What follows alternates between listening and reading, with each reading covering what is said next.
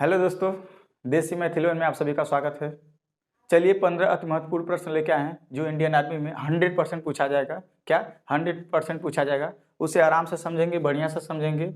15 ही question आता है, ठीक है। मैथ का 5 क्वेश्चन रीजनिंग का आता है। 5 क्वेश्चन हम आप लोग को बताए हैं, वो जल्दी से जल्द कवर करा देंगे, ठीक है। एक बार हम रीजनिंग का स्पेशल क्लास देंगे ताकि आप लोग का 5 क्वेश्चन रीजनिंग से मिल जाए, ताकि मैथ से 15 क्वेश्चन तो मिल ही जाएगा 100% यदि इस प्रैक्टिस सेट को आप हल करते हैं तो।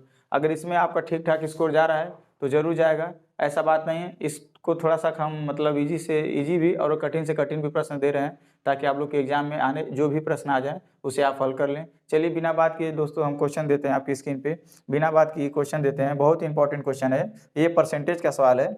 एक परीक्षा में पास होने के लिए न्यूनतम 35% अंक लेने जरूरी है। एक परीक्षा में पास होने के लिए न्यूनतम 35% अंक लेने जरूरी थे, किंतु एक विद्यार्थी को 200 अंक मिले। क्या 200 अंक मिले? वह 30 अंकों से क्या हो गया? फेल हो गया। तो परीक्षा का पूर्णांक ज्ञात कीजिए। क्या? परीक्षा का पूर्णांक ज्ञात कीजिए।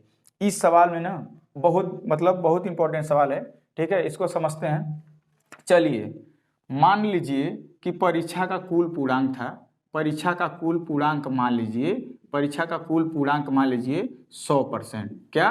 परीक्षा का कुल पूर्णांक मान लीजिए 100%, ठीक है। अब एक बात बताइए, कह रहा है ना कि जो परीक्षा का ना केवल 35% पासिंग मार्किंग था, मतलब ऐसे समझिए, कह रहा है कि न्यूनतम पासिंग मार्क क्या था? 35%। मतलब ये कहना चाहता है कि आप 35% पा जाएंगे तो पास हो जाएंगे। कोई भी विद्यार्थी किसी पूर्णांक का 35% पा जाता है तो पास हो जाता है। तो बताइए इस पासिक पूर्णांक क्या है? 35%। ऐसे लिख लीजिए, अगर 35% कोई पाएगा तो वो पास हो सकता है, ये नहीं कि ज़्यादा नंबर पा जाएगा, एकदम टॉप कर देगा।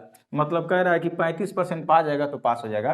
तो हम क्या कर लिए हैं, मान लिए हैं कि परीक्षा का कुल पूर्णांक कितना है? 100%, जिसमें से 35% पाना अनिवार्य है। अगर 35% से नीचे पाएंगे तो फेल हो जाएंगे, कहने का मतलब ही कह रहा है। तो अब ये बताया जा रहा है, एक विद्यार्थी है ना, एक विद्यार्थी है, उसे कितना अंक मिला है? 200 अंक मिला है।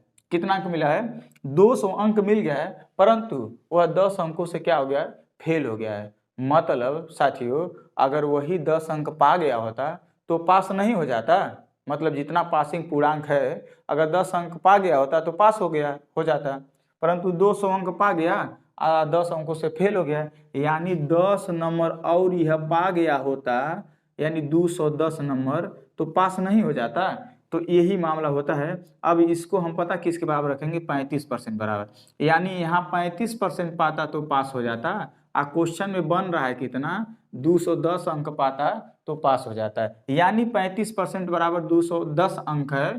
तो अब सीधे 1% का मान निकालने के लिए हम आपसे क्या बताते हैं, सीधे यह 210 के नीचे आ जाता है, यह नीचे आ जाता है, ठीक है। अब यहाँ पे जो पूछे उसी का गुणा कर दीजिए। यदि कहता है परीक्षा का पूर्णांक ज्ञात कीजिए तो किससे गुणा कर देंगे? 100 से गुणा कर देंगे। किससे गुणा कर देंगे? 100 से गुणा कर देंगे। चलिए वीडियो लंबा हो जाएगा, आराम से क्या समझा तो समझ ही गएंगे। काटते हैं, 7 पचे 35 और 7 त्रिक 21, यानी 3 और 0 30 हुआ। काटेंगे 5 से 6 बार जाएगा, 6 बार जाएगा, ऊपर 6 और गुणे 100 करेंगे तो कितना आ जाएगा? परीक्षा का पूर्णांक टोटल 600 आ जाएगा, यानी परीक्षा का पूर्णांक कितना है? 600 है। अगर आपके एग्जाम में कभी भी ऐसा प्रश्न आ जाए कि एक परीक्षा का न्यूनतम पूर्णांक 40% है, एक परीक्षा का न्यूनतम पूर्णांक क्या है? 40% है, एक विद्यार्थी को कुल 180 अंक मिले और वह 20 अंकों से फेल हो गया, तो अब जो 40% बराबर रखा जाएगा ना, 180 और प्लस 20 जोड़ के 200 होगा ना, यानी 40% बराबर 200। तो 200 बटे 40 गुणे 100 करेंगे, पूरा परीक्षा का क्या आ जाएगा? पूर्णांक आ जाएगा। मतलब उस परीक्षा का क्या आ जाएगा? पूर्णांक आ जाएगा। मतलब हम इसीलिए 180 में 20 जोड़ रहे हैं, ताकि पता चल जाए ना कि 180 अंक पाया कोई व्यक्ति और वो फेल हो गया कितने अंक से? 20 अंक से।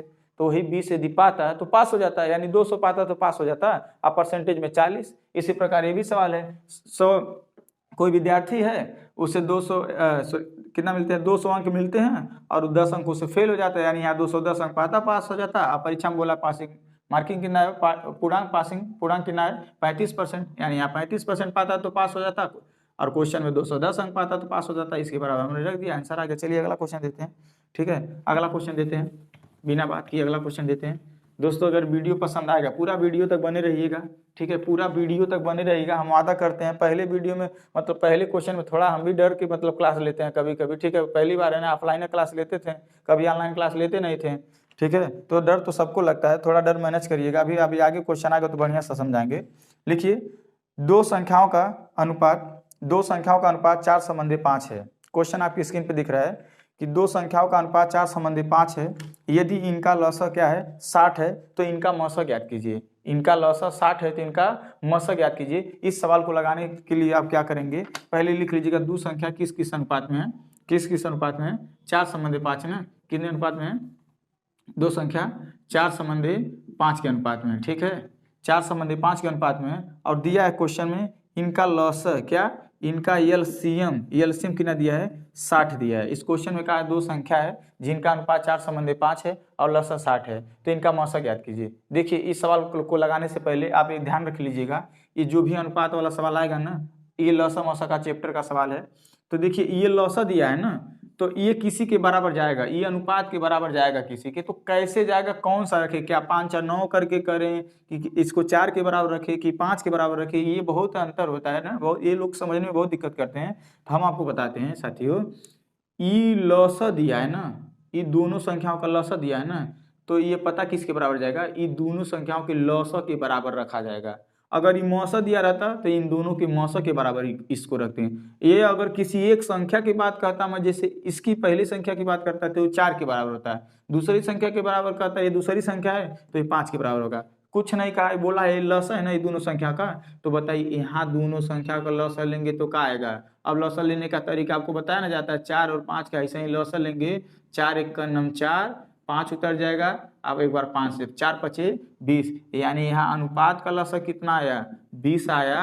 और क्वेश्चन में कितना दिया है 60, अब 20 बराबर क्या रखेंगे 60, तो एक का मान हमेशा हम बताते हैं ये वाला नीचे आ जाता है। अब पूछा है क्या, इनका मौसा ज्ञात कीजिए ना, तो अब देखिए चाहिए आप तो पहले संख्या निकालिए, दो तरह से मौसा निकाल सकते हैं। पहला 4 से गुणा करेंगे तो एक संख्या आ जाएगा, 20 तिया 60 और 3 चौक 12, एक पहली संख्या मिली।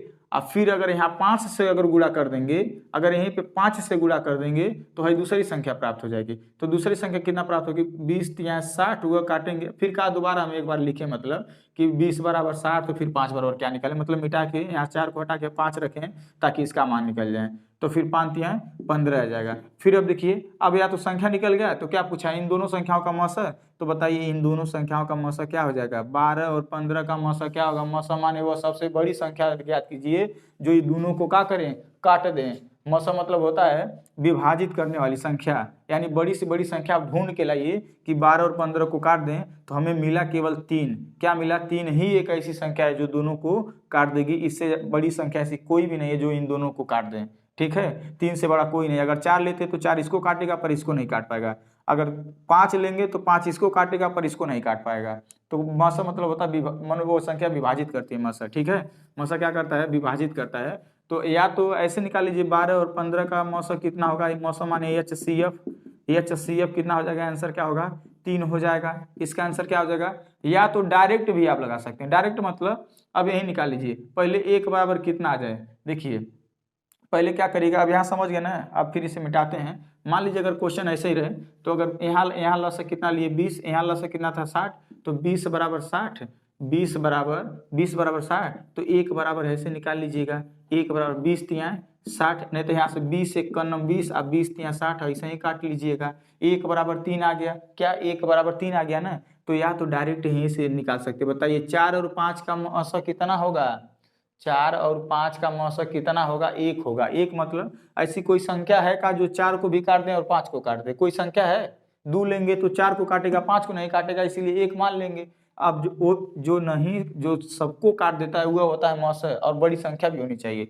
तो इन दोनों का मौसा कितना 1, इन दोनों का मौसा कितना 1, तो 20 बराबर 60 दिया था, 1 बराबर 3 निकाल लिए, तो फिर 3 एक का नम इसका गुणवा करेंगे, 3 एक का नम 3, तो मौसयन आएगा, क्योंकि इसका मौसा निकाले 1 आया, तो जब 1 में गुणा करेंगे तो मौसा आ जाएगा 3 एक का नम 3। अच्छा, अलग अलग संख्या निकाल के बाद में मौसा लीजिए, ठीक है। चलिए क्वेश्चन अगला भी देते हैं, वीडियो थोड़ा लंबा हो जाएगा, अगला क्वेश्चन देने का कार्य करते हैं, ठीक है। एक सभा में 60% व्यक्ति चाय पीना पसंद करते हैं और 65% व्यक्ति कॉफ़ी पीना पसंद करते हैं।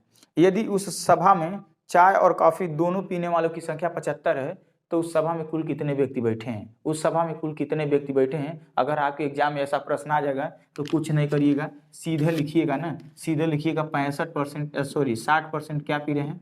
60% चाय पी रहे हैं और यहाँ पे 65% क्या पी रहे हैं? 65% लोग कॉफ़ी पीना पसंद करते हैं, कॉफ़ी पीना पसंद करते हैं, ठीक है। और क्वेश्चन में कोई डेटा दिया है ना कि दोनों पीने वालों की संख्या, ये परसेंटेज नहीं दिया है, ओनली संख्या बता दिया है कि 75% लोग चाय और कॉफ़ी दोनों पीना पसंद करते हैं। बोला है ना, चाय और कॉफ़ी दोनों पीना पसंद करते हैं, देख लीजिए। तो यानी 75 लोग ऐसे हैं जो चाय भी पीना पसंद करते हैं और कॉफ़ी भी पी लेते हैं। अब देखिए क्या होगा, कोई भी ऑडियंस बैठे हैं अगर कुछ सभा में तो लोग 100% के बराबर होते हैं। कोई भी व्यक्ति जहाँ जितना अगर संख्या मानी जाती है, जैसे अगर 20 लोग बैठे हैं तो लोग भी अपने आप में 100% है। अगर मान लीजिए 60 लोग बैठे हैं उस सभा में, वो लोग भी अपने आप में 100% के बराबर हैं। तो अगर हम देखें चाय पीने वालों की संख्या कितने परसेंट? 60%। और कॉफ़ी पीने वालों की संख्या कितने परसेंट? 65%। यदि दोनों को जोड़ देते हैं ना तो देखिए पता चल जा रहा है 125% लोग पी लिए हैं। हाँ भाई, पूरा संख्या 100% ही मानी जाती है, लोग 100% बैठे हैं। अब इसमें से पता चल रहा है कि 125% लोग मतलब चाय जो भी मतलब पिए, चाहे चाय पिए चाहे कॉफ़ी पिए, 125% लोग हो गए।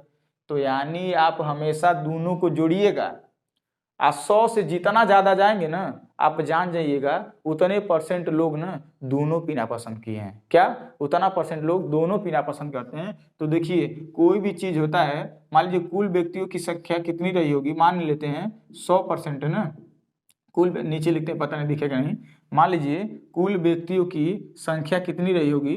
100% है ना, कुल व्यक्तियों की संख्या, कुल व्यक्तियों की संख्या मानिए 100% रही होगी। और टोटल हमने निकाला है कि चाय और कॉफ़ी अगर मिला के निकाला तो 125% हुए। यानी आप समझ जाइएगा ना कि 25% ऐसे लोग हैं जो दोनों पीना पसंद करते हैं। अब हमेशा बता रहे हैं 100 से भी जितना ज़्यादा होंगे उतना दोनों पीना पसंद करने वाले होंगे। तो यहाँ दोनों पीना पसंद करते हैं 25%।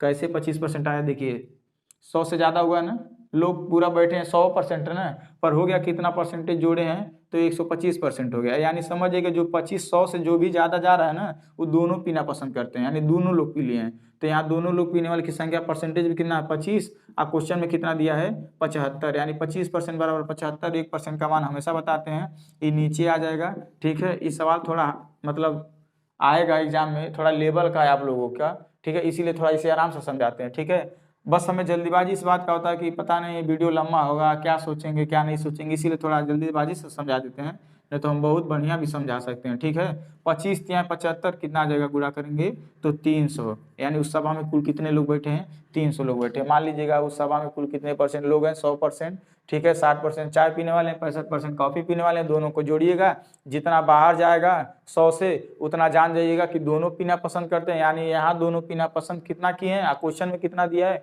उसके बराबर रख के 100 से गुणा कर दीजिएगा, आंसर आ जाएगा। ठीक है, चलिए अगला क्वेश्चन देते हैं। अगला क्वेश्चन देते हैं, क्या कह रहा है? ए किसी काम को 10 दिनों में, ए किसी काम को 10 दिनों में जबकि बी उसी काम को 15 दिनों में कर सकता है, समाप्त कर सकता है। ए किसी काम को 10 दिन में जबकि बी उसी काम को 15 दिन में समाप्त कर सकता है। यदि इस काम को ए अकेले 6 दिन तक करके छोड़ दें, यदि ए अकेले इस काम को 6 दिन तक करके क्या करें? छोड़ दें, तो इसी कार्य को मतलब शेष कार्य को बी अकेले कितने दिन में करेगा? शेष कार्य को बी अकेले कितने दिन में करेगा? इस सवाल को लगाने का सबसे बेस्ट तरीका यही है कि बताइए ए कोई काम है उसे कितना घंटे में दिया है कि दिन दिया? दिन दिया है। ए कोई काम को कितने दिन में करता है? 10 दिन में। और बी कितने दिन में करता है? 15 दिन में करता है। चलिए एक काम करते हैं, एगो हम ना आप थोड़ा कोई काम मान लीजिए, काम मतलब समझ रहे हैं कि कितना काम है ये लोग करेंगे जाके। तो चलिए काम कैसे माना जाता है, इन दोनों का लसर ले लीजिए, लसर ले लीजिए। नहीं तो हम देखिए एक ऐसी संख्या मानिए जो ये दोनों से कट जाए, तो हम क्या मान लिए? 30 मान लिए। या तो आप लसर भी लेके आप निकाल सकते हैं। ठीक है, लसर भी ले सकते हैं यहाँ, तो सीधा लसर लेंगे तो मानना नहीं पड़ेगा, ना सोचना पड़ेगा, तुरंत आएगा जो लसर यहीं रख देंगे। तो अभी जो रखे हैं ना, ये पता क्या निकला है? मान लीजिए कोई पूरा कार्य है, क्या है? एक काम है जो इन दोनों को करना है। ए कह रहा है हम इसे कितने दिन में कर लेते हैं? 10 दिन में। अभी कह रहा है इस काम को हम 15 दिन में कर ले रहे हैं, थोड़ा एक दिन का कार्य क्षमता ज्ञात कर लें। एक दिन का कार्य क्षमता मतलब समझ रहे हैं, अगर हम बोल दें 30 गो काम है, हम उसे 10 दिन में कर लेते हैं, यानी एक दिन में हम 3 गो काम करते हैं ना, कार्य क्षमता। ये 10 यहाँ भाग देंगे, 10 यहाँ 30, आज भाग देंगे 15 दूना 30, यानी ए एक दिन में 3 गो काम करता है और बी एक दिन में 2 गो काम करता है। अब बोल रहा है ना भैया इस पर ए ने अकेले कितने दिन तक काम किया, ए ने अकेले इस पर कितने दिन तक काम किया, 6 दिन तक काम किया, और काम क्या किया, छोड़ दिया। ए ने अकेले इस पर कितना दिन तक काम किया, 6 दिन। तो बताइए हाई भैया ए एक दिन में कितना काम करता है, एक दिन में ही भैया एक दिन में ये 3 गो काम करता है। तो बताइए 6 दिन में कितना काम अकेले किया होगा, 18 काम भैया ए अकेले किया होगा। ए अकेले काम, ठीक है। ये जो ए है अकेले काम कितने दिन में, 6 दिन में कितना काम था समाप्त किया होगा, 18 काम। अब बताइए 30 काम में से 18 काम यह समाप्त कर लिया ए, और काम छोड़ के भाग गया। तो बताइए बचा कितना काम, 30 में से -18 को काम घटाएंगे तो शेष काम कितना बचेगा, शेष काम बचेगा 12 गो काम। अब बताया जा रहा है कि इसी शेष काम को बी न अगर अकेले करें तो कितना दिन में खत्म कर देगा। तो बताइए बी बेचारा एक दिन में 2 गो काम करता है, अब 12 गो काम करना है उसको, तो कितना दिन लगा देगा, 6 दिन लगा देगा। यानी आंसर क्या हो जाएगा, 6 दिन लगा देगा। यानी आप अगर इसमें 2 क्वेश्चन पूछ सकता है। अगर आपसे यह पूछा जाता कि कुल काम कितने दिन में समाप्त होगा, तो बताइए 6 दिन है लगाया था और 6 दिन ही, तब तो आंसर 12 दिन आ जाता है। पर यहाँ पे कुल तो पूछा नहीं है, कुल नहीं लगाया है, बस इतना कहा है कि शेष काम को बी अकेले कितने दिन में करेगा। तो शेष काम को बी अकेले 6 दिन में करेगा। कितने दिन में करेगा, 6 दिन में करेगा। नोट कर लीजिएगा। अगला क्वेश्चन देते हैं। अगला क्वेश्चन इंपॉर्टेंट क्वेश्चन है, ठीक है, पक्षांतर का अगला क्वेश्चन इंपॉर्टेंट है। अगला क्वेश्चन इंपॉर्टेंट है, लिखिएगा क्या कह रहा है 6x, इसका देख लीजिएगा, ऑप्शन नंबर बी सही होगा, ठीक है। इसको देखिए 6x प्लस 180 बराबर 270 माइनस 3x, क्या -3x। अब इस सवाल को कैसे हल करेंगे, हम आपको बताए ना पिछले वाले वीडियो में कि देखिए भैया इसमें पक्षांतर का नियम होता है, इसमें x को एक तरफ भेज दीजिए और अंक को एक तरफ भेजना होता है। अब तरफ मतलब ये देखिए, तरफ मतलब ये बॉर्डर है ना, तो ये बॉर्डर है ना, तो x का मान इसमें से पूछा ना। आगे देखिए क्या दिया है तो x का मान ज्ञात कीजिए। मानो x के जगह का आएगा, तो देखिए हम इसमें क्या करेंगे ना, है देखिए अब यहाँ पे बराबर है बीच में, इसको ऐसे ही रहने देंगे। अब हम x को एक तरफ भेजेंगे, अंक को एक तरफ भेजेंगे। तो बताइए चलिए इधर 6x को रोकते हैं। ये 6x किस में है, प्लस में है। प्लस में कैसे, इधर कोई भी चिन्ह नहीं रहता तो प्लस में रहता है। 6x किस में है, प्लस में। हाई देखिए हाई -3x जब है बराबर के इधरिया से उधरिया जाएगा, तो ये माइनस कर रहा है ना, तो उधर जाके जोड़ देगा। पक्षांतर के नियम में भैया याद कर लीजिए, जो चीज अगर इधर से उधर गया, अगर घटाएगा तो उधर जाके जोड़ेगा, अगर इधर जोड़ेगा तो उधर आके घटाएगा। सेम कंडीशन ये हुआ होता, अगर यहाँ कोई प्लस कर रहा है इधर आके माइनस करेगा, इधर माइनस कर रहा है तो इधर आके प्लस करेगा। अब ये मत कर दीजिएगा इधर गुणा कर रहा है तो इधर माइनस कर दे, नहीं, गुणा भाग का एक जोड़ा बनता है और माइनस प्लस का एक जोड़ा बनता है। वो लोग आपस में मिलते जुलते हैं, बदलते हैं, और गुणा भाग आपस में बदलते रहते हैं, ठीक है। तो इसी प्रकार देखिए माइनस था तो उधर जाके हमने प्लस कर दिया, और बराबर के इधर तो कोई नहीं भागा था, इधर तो 270 है ही है ना, पर हई इधर से बराबर के इस बॉर्डर के इस पार आएगा, तो इधर देखिए ये बेचारा जोड़ रहा है ना, तो इधर आके क्या कर देगा, घटा देगा। अब देखिए यहाँ तो अब 6x प्लस 3x जोड़ेंगे क्या होगा, 9x। यहाँ देखिए अब क्या होगा, 270 में से 180 जाएगा, 90 बचेगा। तो देखिए हाई गुणा कर रहा है ना 9x से, 9 जो x से गुणा कर रहा है ना, तो अब इसे अगर x का मान ज्ञात करना होगा ना, तो ये गुणा करे इधर आके क्या करेगा, भाग कर देगा। 9 दहिया में 90, x का मान कहा जाएगा साथियों 10 आ जाएगा। क्या आ जाएगा, 10 आ जाएगा। चलिए बिना बात किए अगला क्वेश्चन देते हैं।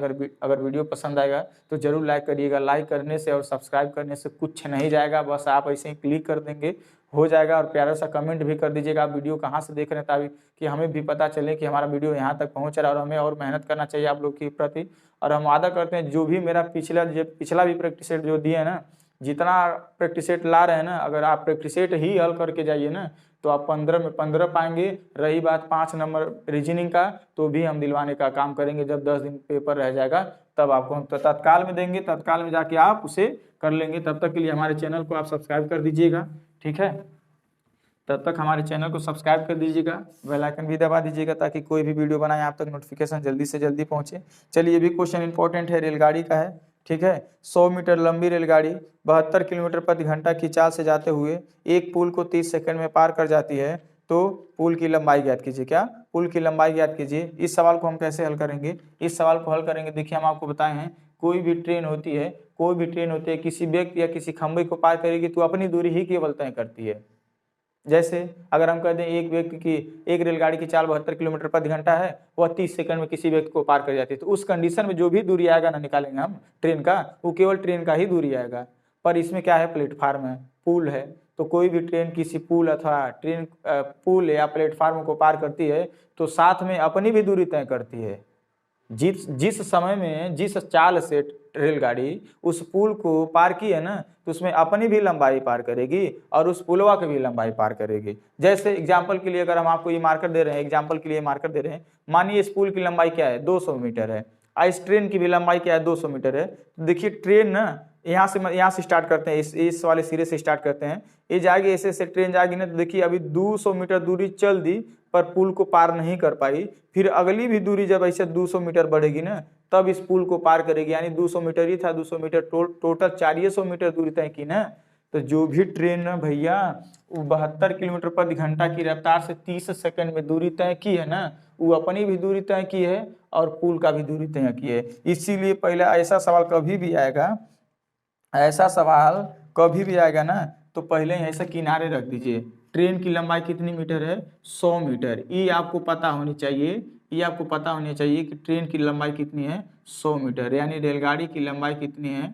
रेलगाड़ी की लंबाई 100 मीटर है। ये इसे कहीं बगल में ऐसे लिख दीजिएगा। अब हल करिएगा। अब क्वेश्चन में देखिए डेटा क्या दिया है चाल। रेलगाड़ी की चाल कितना दिया है? 72 किलोमीटर प्रति घंटा दिया है। क्या दिया है? 72 किलोमीटर प्रति घंटा। अब पुल को कितने समय में पार किए? समय कितना दिया है? 30 सेकेंड। तो सबसे पहला काम आपका होगा कि कुल दूरी निकालना कि वह ट्रेन कुल कितनी दूरी तय की है, अपनी भी और उस पुलवा का भी दूरी। तो कुल दूरी बराबर क्या होता है? चाल गुणे समय। अब यहाँ कुल दूरी कहाँ लिखें? तो हम बता दिए, जो 72 किलोमीटर प्रति घंटा की रफ्तार से या 30 सेकंड में पुल को पार किए ना, तो उसमें इसकी भी लंबाई है और पुल का भी लंबाई आएगा। ठीक है, तो सबसे पहले अब हम सूत्र कैसे बताते हैं, कब काम करता है? पिछले वाले भी वीडियो में यही बताए हैं कि सूत्र तब तक नहीं काम करता जब तक ये दोनों समान न रहे। समान मतलब देखिए, ये सेकंड में दिया है और ये किलोमीटर प्रति घंटा में दिया है, मतलब ये चाल बड़ा में दिया है और समय वाला छोटा में दिया है। समय मतलब सेकंड में। अगर ये घंटा में रहता मतलब 2 घंटा रहता तो सीधा 72 और गुणे 2 लिख देते हैं। चाल मतलब दूरी बराबर चाल गुणे समय कर देते हैं, पर इस सिचुएशन में नहीं कर पाते हैं। इस सिचुएशन में हमेशा किसको बदलते हैं? चाल को। जिंदगी भर चाल बदलाएगा। देखिए 72। अब देखिए इसको छोटा में करेंगे। अब चाल को छोटा में कन्वर्ट करने के लिए एक ट्रिक याद कर लीजिए। 5/18 से क्या करेंगे? गुणा करेंगे। क्या करेंगे? 5/18 से गुणा करेंगे। और जब गुणा करेंगे 18 चौक 72 और 4 पचे 20। अब जो ये नया चाल जो आया है ना, नया चाल 20 मीटर प्रति सेकेंड, इसी के आधारित पे हम क्या रखेंगे? सूत्र रखेंगे। इस पे नहीं रखेंगे। अब सूत्र क्या होता है? चाल दूरी बराबर चाल गुणे समय या समय गुणे चाल कहिए। चाल गुणे समय। अब जो गुणा करेंगे ना, 2 तिया है 600 मीटर का आएगा। ये 600 मीटर पता का आया है? ट्रेन की लंबाई अब प्लस पुल की लंबाई, मानो जो भी पुल को पार की, दोनों की लंबाइया मिला के कितना आया? 600 मीटर। क्या आया? 600 मीटर। अब हम मीटर में इसलिए आया है ताकि दूरी भी छोटा, समय भी छोटा रखें, चाल भी छोटा रखें, तो दूरी भी छोटा आएगा ना। छोटा मतलब मीटर है, बड़ा मतलब किलोमीटर होता है।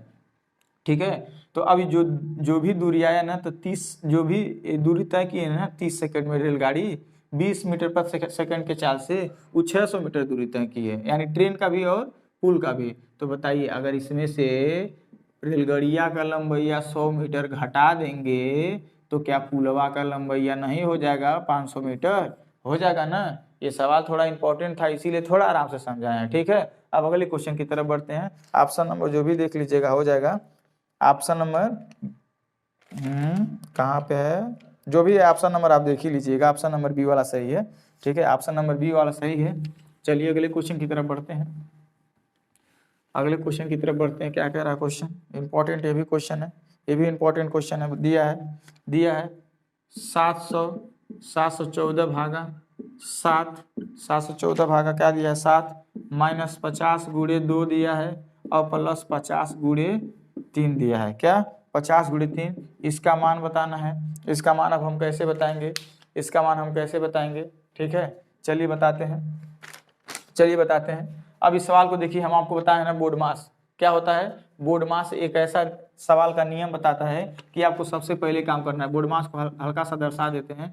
बोर्ड मास इसका मतलब पहले ब्रैकेट को करिए, फिर पहले ऑफ माने का, फिर डिवाइड मानो भाग को करिए, फिर गुणा को करिए, फिर जोड़ को करिए, फिर घटाना को करिए। ये क्या बताता है बोर्ड मास। बोर्ड मास ही सवाल को रूल बताता है कि भैया आप सबसे पहले किसको हल करेंगे। ये नहीं कि जो मर्जी आया जहाँ से मर्जी आया पहले गुणा कर दें, फिर पहले घटाना कर दें, फिर बाद में भाग करें, ऐसा नहीं करना चाहिए। यही बुडमास होता है जो इस सवाल का नियम होता है। इसी पे के आधारित पे सबसे पहले ब्रैकेट को किया जाता है, फिर ऑफ माने का, फिर डिवाइड भाग, फिर मल्टीप्लाई गुणा, फिर ऐड घटाना। ऐसे ही आप क्या करते हैं, सॉरी ऐड माने जोड़, फिर ऐसे से क्या करते हैं आप घटाते उठाते हैं, ठीक है। तो अब हम क्या करेंगे, तो सबसे पहले इस बुडमास में ब्रैकेट तो है नहीं कहीं, का है कहीं, का माने गुणा होता है, फिर ई न कहिएगा कि हाँ का है तो गुणा कर दें, ठीक है नहीं कर सकते हैं। बाकी जब सारा चीज़ आप समझ जाएंगे तो जरूर कर लेंगे। तो भाग है ना, भाग कहाँ पे है, यहाँ पे है। तो देखिए लोग भाग करने में बहुत बड़ी गलती करते हैं, ठीक है। भाग करेंगे पता कैसे कर देंगे, सब ऐसे लिखेंगे 714 अब बट्टे 7, 7 एक का नाम 7, 7 दूना 14 कर देंगे। ये करके क्या होता है गलती कर देते हैं। देखिए दोस्तों भाग न सही दीजिएगा तो सही है ना आंसर आएगा। अब भाग सही मतलब देखिए 7 एक का नाम 7, इसमें हई भाग कर रहा है, ठीक है। ये नहीं कि इसमें हई भाग कर रहा है, तो ये ऊपर रहेगा ये नीचे रहेगा। तो 7 एक का नाम 7, अब एक उतरेगा तो डायरेक्ट है, तो हम एक को काटेंगे नहीं, तो 2 अंक उतारने के लिए यहाँ 0 लगाएंगे, फिर 7 दूना 14 करेंगे, ऐसे आएगा। कैसे यहाँ पे देख लीजिए, जैसे हम क्या किए हैं इस 714 को हम इसमें ऐसे भाग करेंगे, 7 एक का नाम 7 करेंगे कट जाएगा, ये एक उतरेगा ना, एक उतरेगा भाग नहीं न जाएगा। अब तो इस 4 को उतारने के लिए हम यहाँ 0 लगाएंगे तभी ना 4 उतरेगा, तभी ना 7 गुना 14 करेंगे, तो 102 आएगा। तो यानी हम ऐसे काटे ही आया है। फिर वैसे सारा संख्या उतार लीजिए, 50 गुणे 2 मतलब ये काट दिए 102 आया, फिर ये माइनस, फिर 50 गुणे 2 प्लस 50 गुणे 3 हम ऐसे ही उतार लेंगे। थोड़ा इसको भाग को मिटा देते हैं, भाग को मिटा देते हैं, ठीक है भाग को मिटा देते हैं। अब क्या करेंगे देखिए, अब उसके बाद बोडमास के बाद फिर गुणा होता है ना, फिर गुणा यहाँ पे है, यहाँ पे है 102 को ऐसे ही लिख देंगे, 50 दूना 100 आप प्लस 50 दिया है 150। अब इसके बाद गुणा तो कर लिए, गुणा के बाद प्लस आता है। अब प्लस क्या क्या है देखिए, प्लस कौन कौन सी संख्या, इसके आगे चिन्ह है देखिए, इसके आगे कौन सा चिन्ह लगा प्लस में, तो 150 प्लस में। इसके आगे क्या लगा है माइनस में, तो ये संख्या क्या है माइनस में। इसके आगे कुछ नहीं तो ये भी प्लस में, यानी प्लस प्लस वाले को पहले जोड़ लीजिए। प्लस प्लस वाले को जोड़ेंगे तो क्या आएगा 252 आ जाएगा, यानी 102 150 जोड़ेंगे तो क्या आएगा 252 आ जाएगा। अब माइनस 100 को घटाएंगे तो क्या आ जाएगा 152 आ जाएगा, क्या आ जाएगा 152 आ जाएगा। चलिए अगला क्वेश्चन देते हैं, अगला क्वेश्चन देते हैं आपकी स्क्रीन पे, ठीक है। अगला क्वेश्चन देते हैं, क्या दिया है ए संबंधी बी बराबर 3 संबंधी 4। ये अनुपात का इम्पोर्टेंट प्रश्न है जो उत्तर प्रदेश पुलिस में भी पूछा गया था, रेलवे ग्रुप डी में भी पूछा गया था। अब आपके भी एग्जाम में आ सकता है, ऐसा नहीं कि कोई पर्सनल आपका ही इंडियन आर्मी का क्वेश्चन अलग से आता है। साथियों वही अनुपात उसमें भी आता है, वही चैप्टर इसमें भी होता है। फर्क ये होता है लेवल होता है कि उसमें कौन सा लेवल आएगा और इसमें कौन सा लेवल आएगा, ठीक है। आप मैं से मत घबराइए, मेरा क्लास लेते रहिए, जरूर से जरूर आप 15 में 15 मार के आएंगे, देख लीजिएगा, ठीक है। अब इसमें क्या दिया है, इस सवाल में क्या दिया है, ए संबंध बी बराबर 3 संबंध 4, बी संबंध सी बराबर 4 संबंध 7 हो तो ए प्लस बी प्लस सी का मान ज्ञात कीजिए। क्या ए प्लस बी प्लस सी का मान ज्ञात कीजिए। अब इस सवाल को हम कैसे हल करेंगे, इस सवाल को हम कैसे हल करेंगे, ठीक है। इस सवाल को हम कैसे हल करेंगे, इस सवाल को हम हल कैसे करेंगे। अब पूछा है आपसे कि ए प्लस बी प्लस सी बट्टे सी का मान ज्ञात करना है ना, तो सबसे पहले क्या करते हैं अनुपात में आपसे ये भी सवाल दे देता है ए संबंधी बी बराबर 3 संबंधी 4, अब बी संबंधी सी बराबर 4 संबंधी 7 हो तो ए संबंधी बी संबंधी सी ज्ञात कीजिए, देता है ना सब सवाल। हाँ तो ये सवाल पहले ना हम ए और बी और सी का तो मान निकालेंगे ना।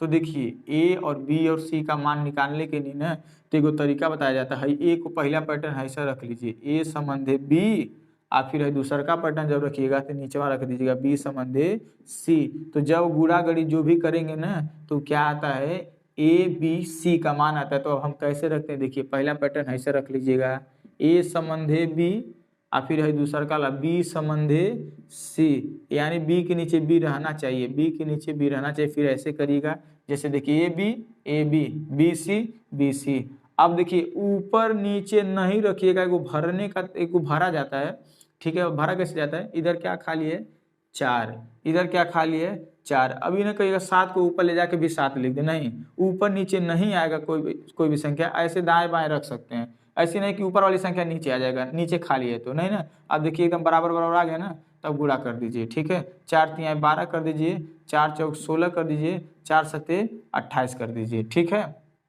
अब एक और हम आपको तरीका बताते हैं, अभी इसको काटेंगे एक बार, फिर काटेंगे। 4 तिहाई 12, 4 चौक 16, 4 सत्ते 28, क्योंकि अनुपात ये कहता है जब तक आप उसे पूरा काट नहीं देते हैं तब तक अनुपात में वो चीज़ नहीं आता है, तब तक अनुपात में वो चीज़ नहीं आता है। तो यानी ए संबंधी बी संबंधी सी का मान कितना आ गया 3 संबंधी 4 संबंधी 7। एक तरीका और है, कभी भी संख्या ऐसे दिया रहे, कभी भी संख्या ऐसे दिया रहे, ये बीच वाला अगर समान हो जाए तो वहीं से ही उतार लिया जाता है, इहो बताए हैं। यानी ए बी और सी का मान कितना आ गया 3 संबंधी 4 संबंधी 7 में।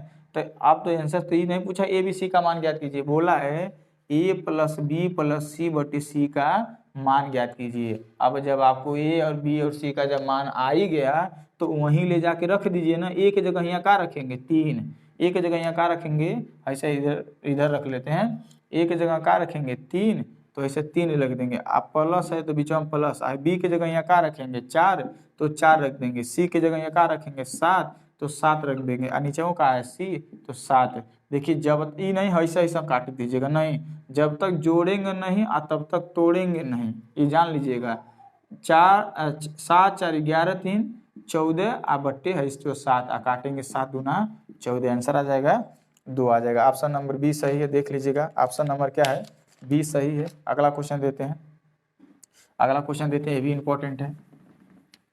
एक क्वेश्चन पढ़ लीजिए, आपकी स्क्रीन पे है, लगाइए इसे, आपकी स्क्रीन पे लगाइए। एक वृत्त का व्यास 14 सेंटीमीटर है, एक वृत्त का व्यास 14 सेंटीमीटर है, तो उस वृत्त का क्षेत्रफल ज्ञात कीजिए। क्या, उस वृत्त का क्षेत्रफल ज्ञात कीजिए। अब इस सवाल को हम कैसे लगाएंगे थोड़ा नोट करिएगा। देखिए यहाँ पे दिया है ना, एक कोई वृत्त है ना, कोई वृत्त है, यहाँ से लेके यहाँ तक का क्या कहलाता है, व्यास कहलाता है। क्या कहलाता है, व्यास कहलाता है। व्यास को डी से प्रदर्शित करते हैं, किससे, डी से प्रदर्शित करते हैं। पर जब तक देखिए, अब पूछा क्या है आपसे, पूछा है ना इस वृत्त का क्या ज्ञात कीजिए, क्षेत्रफल ज्ञात कीजिए। तो वृत्त के क्षेत्रफल का सूत्र होता है पाई आर स्क्वायर। क्या होता है, पाई आर स्क्वायर, यानी वृत्त के क्षेत्रफल का सूत्र होता है पाई आर स्क्वायर ना। अब देखिए, अब इसमें तो आर नहीं है, इस पूरे प्रश्न में व्यास दिया है। तो एक बात याद कर लीजिए साथियों, त्रिज्या पता क्या होती है, यहाँ से लेके यहीं तक आधा होती है। यानी जब पूरा यहाँ से लेके यहाँ तक कितना दिया है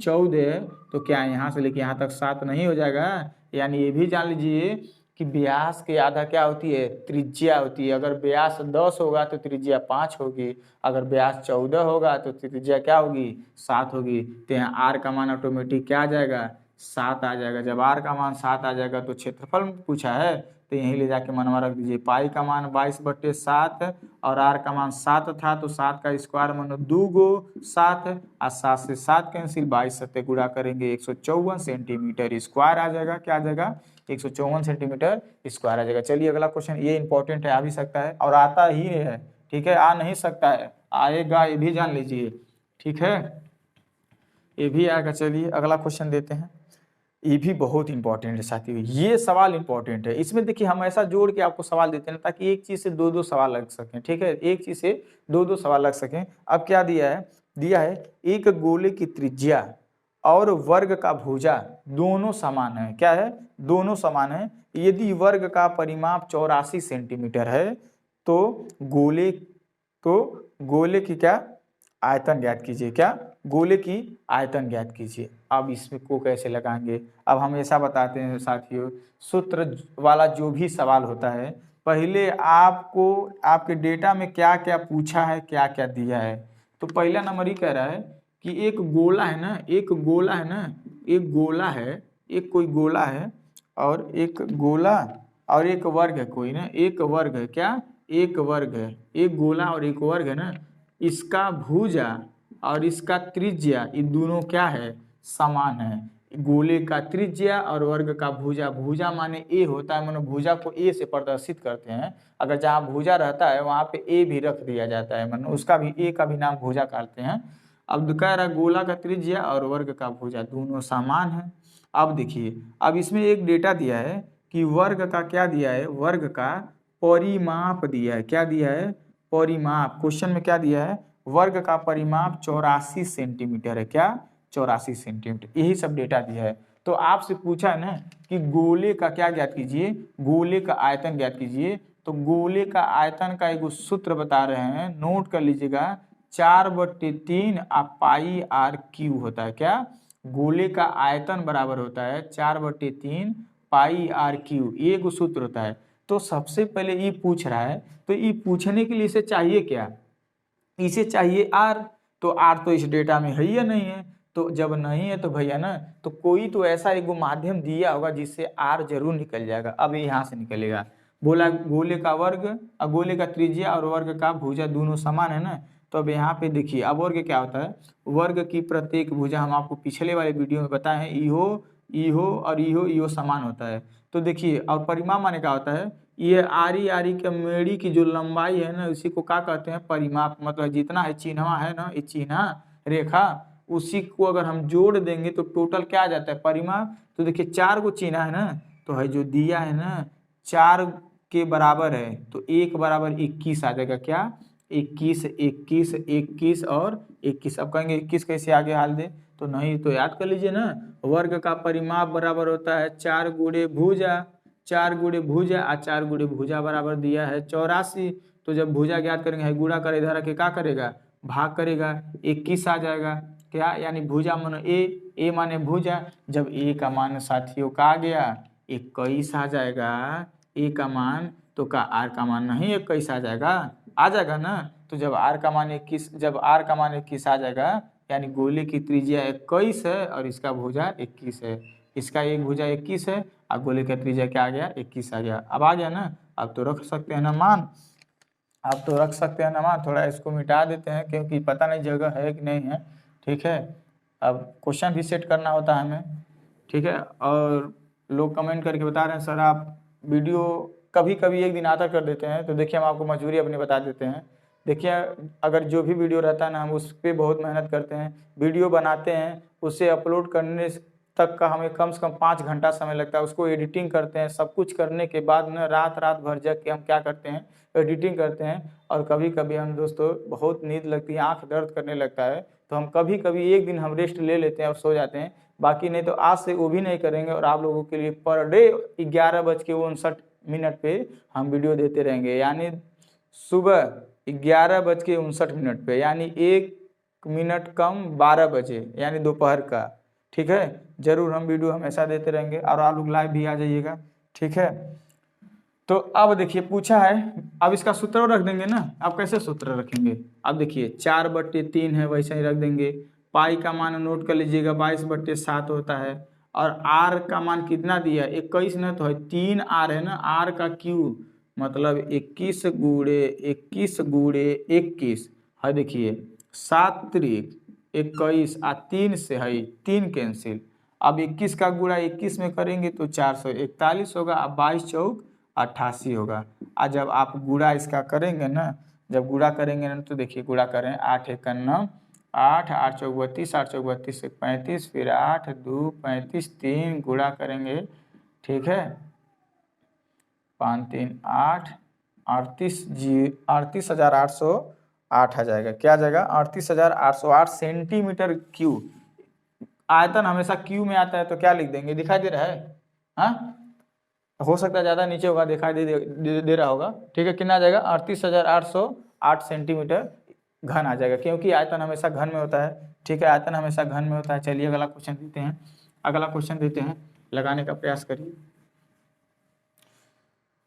क्या दिया है, ये है ना बहुत इंपॉर्टेंट है। ये जो दशमलव का जोड़ दिए है ना, ये वेरी वेरी इंपॉर्टेंट क्वेश्चन है। आप इसे लगा के ना जरूर बताइएगा कमेंट में कि हमसे पहले लगाए हैं कि हमसे मतलब बाद में लगाए हैं। थोड़ा समय भी दे देते हैं, रुक जाते हैं, आप इसे लगा लीजिए, ठीक है। जितना समय लग रहा है लगा लीजिए, फिर हम तब तक क्वेश्चन उतारते हैं। क्वेश्चन उतारते हैं। दिया क्वेश्चन 314.54 प्लस ये दिया है। ये इम्पोर्टेंट सवाल है साथियों, ये बहुत ही इम्पोर्टेंट सवाल है, ठीक है। इसे एकदम मुहर लगा दीजिए, इसे 3 स्टार दे देना, वो भी कम है, ठीक है। ये दशमलव का जोड़ ना पुलिस में भी दिया था, जाके चेक कर लीजिएगा, ठीक है। अब इसको कैसे जोड़ेंगे, इसको कैसे जोड़ेंगे, तो हम आपको जोड़ने का एक बेस्ट तरीका बताते हैं। पहले कोई भी एक अंक ले लीजिए, क्या ले लीजिए, ऊपर थोड़ा लिखेंगे तो जल्दी ही दिखाई देगा। 314.54 लिख लिए, एक गोहाई वाला लिख लिए।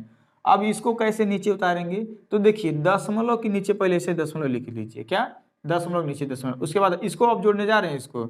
अब इधर क्या है, इधर 1 है, 1 लिख दीजिए। इधर क्या है, 3 है बस। अब इधर क्या है, 4 है। इधर क्या है, फिर 5 है, फिर क्या है, 4 है, ऐसे लिख लीजिए। अब इस वाले को जोड़ेंगे, दशमलव के नीचे दशमलव लिख लीजिए। इधर क्या है, 3 है। दशमलव की इधर क्या है, बाईं ओर देखिए 3 है, और इधर क्या है, 1 4 5 4, बस। अब जोड़ लीजिए, क्या करिए, जोड़ लीजिए। अब देखिए इसके स्थान पे कुछ नहीं है, 4 उतर जाएगा।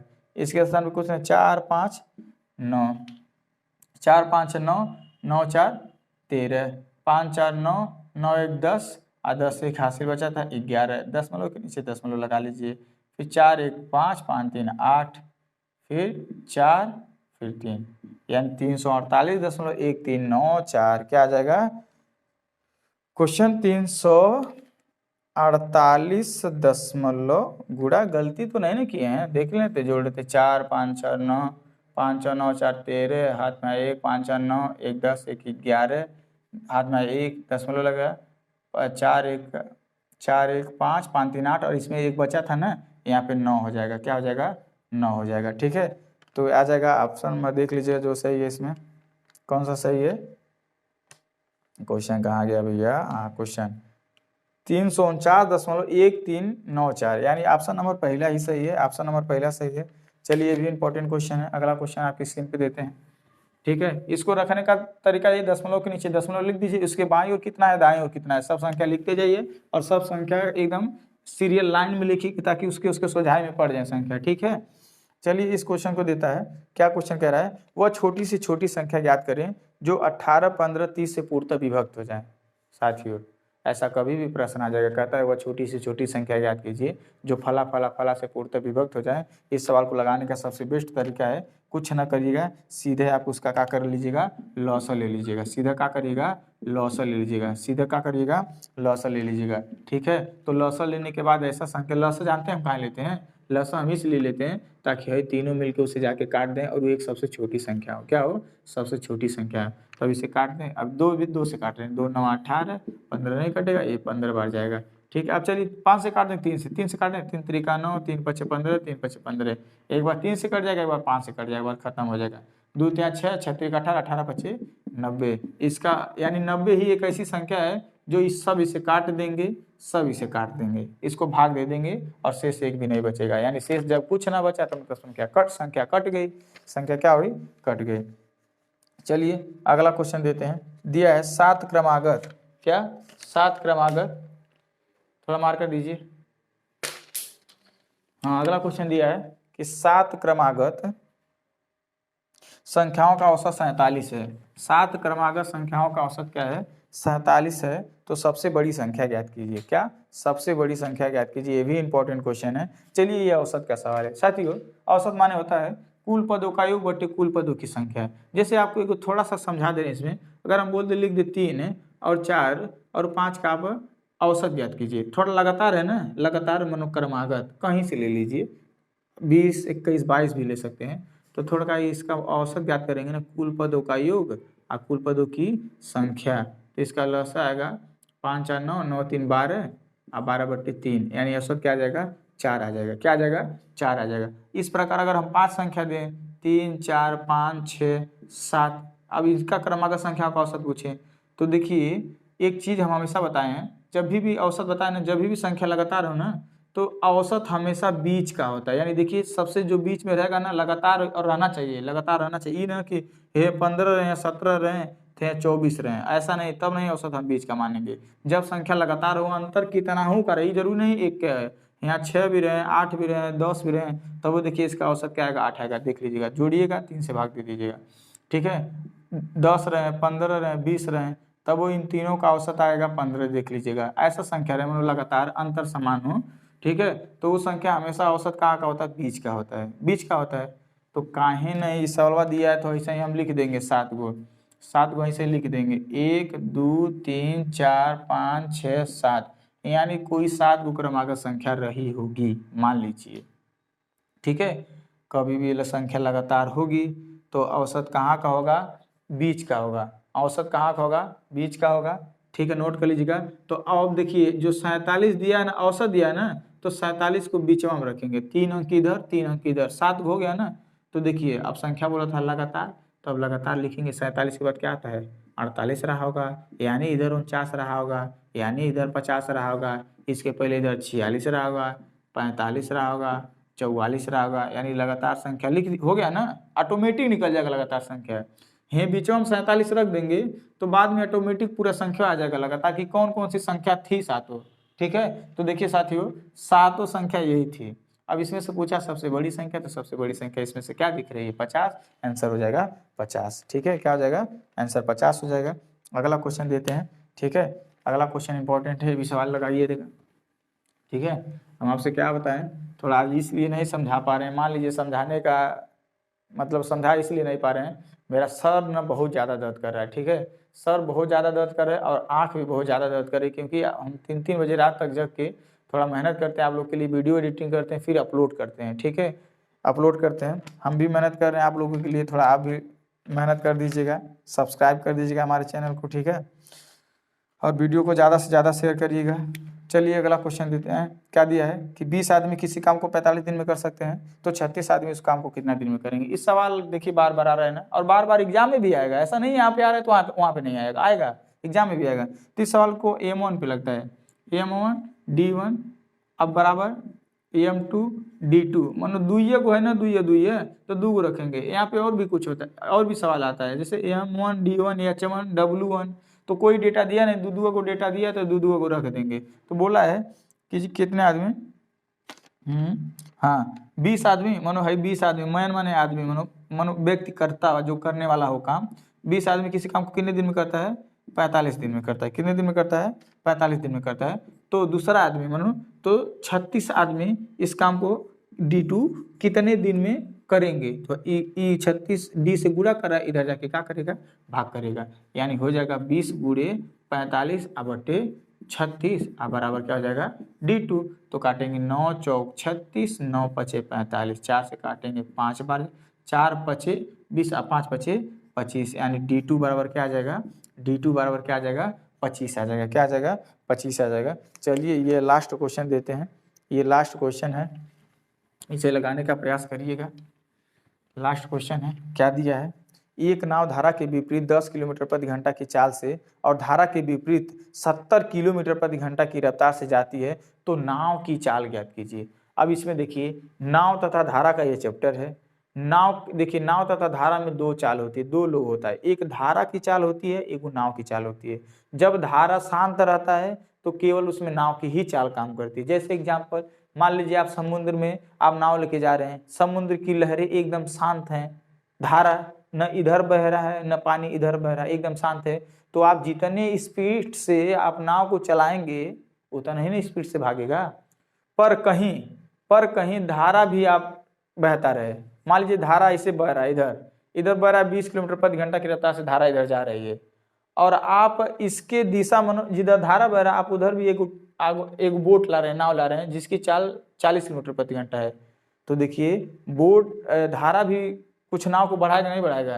तो इस कंडीशन में देखिए जब भी ना कोई नाव ना धारा के विपरीत में रहती है ना, तो धारा के विपरीत क्या होता है x माइनस वाई हो जाता है। चलिए मान लेते हैं नाव की चाल, इसमें मान लेते हैं, सीधी सी बात कुछ ना करिएगा, दिया ना क्वेश्चन में एक नाव धारा के विपरीत में 10 किलोमीटर प्रति घंटा ना, तो मानिएगा नाव की चाल x और धारा की चाल y, नाव की चाल x धारा की चाल y, तो बोला धारा के विपरीत दिशा में ना, धारा के विपरीत दिशा में चाल घटती है और धारा के दिशा में चाल जुटती है। कैसे?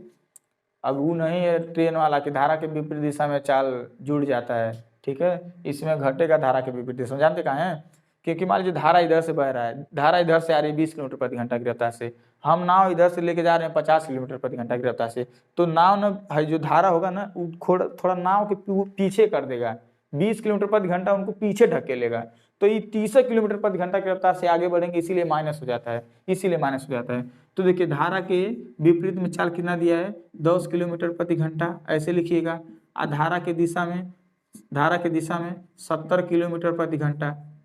अब देखिए एगो हम पैटर्न बताए थे, एगो सवाल भी दिए थे, एगो आपके क्वेश्चन में इस पिछले वीडियो में एगो सवाल दिए थे कि दो संख्याओं का योग 80 है, दो संख्याओं का योग क्या है? 80 है तथा उनका अंतर क्या है? उनका अंतर 20 है। तो बड़ी संख्या छोटी संख्या ज्ञात कीजिए। इस कंडीशन को कोई भी सवाल होता है जोड़ के 2 से भाग दिया जाता है, हम बताए थे, ट्रिक बताए थे, दोनों को जोड़ के 2 से भाग देंगे तो बड़ी संख्या निकलेगा, और दोनों को घटा के 2 से भाग देंगे तो छोटी संख्या निकलेगा, ये बताए थे ना। तो इसमें भी आप दिमाग में बैठा लीजिए, जब जोड़ के 2 से भाग देंगे, जिंदगी भर जोड़ना है क्या? जिंदगी भर जब जोड़ेंगे, आज जिंदगी भर जब 2 से भाग करेंगे ना, 2 से अब कहीं का ना कि 2 कहाँ से आ गया, एक अलग से आ गया है 2, जो आपको वही काम हमेशा करना है। जब जोड़ के 2 से भाग देंगे तो नाव की चाल आ जाएगा, क्या? नाव की चाल आ जाएगा। नाव की चाल कितना आ जाएगा? 40 किलोमीटर प्रति घंटा आ जाएगा नाव की चाल। अब धारा की चाल ज्ञात करना होगा तो घटा के 2 से भाग, मानो अंतर लेके 2 से भाग, अंतर न प्लस में आता है न माइनस में, सीधा अंतर ही होता है। यहाँ पे क्या आएगा? अंतर 60 और भाग देंगे 2 से, क्या आ जाएगा? 30 किलोमीटर प्रति घंटा। इन धारा की चाल आया है, नाव की चाल आया है। नाव की चाल पूछा है ना, किसकी चाल पूछा? नाव की चाल। तो नाव की चाल 40 किलोमीटर प्रति घंटा हो जाएगा। नाव की चाल कितना हो जाएगा? 40 किलोमीटर प्रति घंटा हो जाएगा। साथियों आज बढ़िया से समझाने का मतलब, आज बढ़िया से इसलिए नहीं समझा पाए, मान लीजिए मेरा सर भी दर्द कर रहा है, थोड़ा आँख दर्द कर रही है, ठीक है, ज़्यादा से ज़्यादा दर्द कर रही है, ऐसा लग रहा है कि हम ड्रिंक किए हैं, ऐसा मत सोच रहा, थोड़ा रात में वीडियो बना पाए। साथियों ऐसा बात नहीं है, ये मत सोचिएगा, ठीक है। भगवान न करे ऐसा कभी मिले मौका, और ना आप लोगों को मिले। बस आप लोग देश की सेवा करें, आप इंडियन आर्मी बने, भगवान से मनोकामना करेंगे, ये भगवान हमारी वीडियो जितने भी लोग देख रहे हैं, जितने लोग भी दे रहे हैं, सबके सर पे वर्दी हो, सबके सर पे क्या हो? वर्दी हो, और उनके माँ बाप का सपना पूरा हो। चलिए साथियों, तब तक के लिए नेक्स्ट वीडियो में मिलते हैं। जय हिंद, जय भारत, जय इंडियन आर्मी।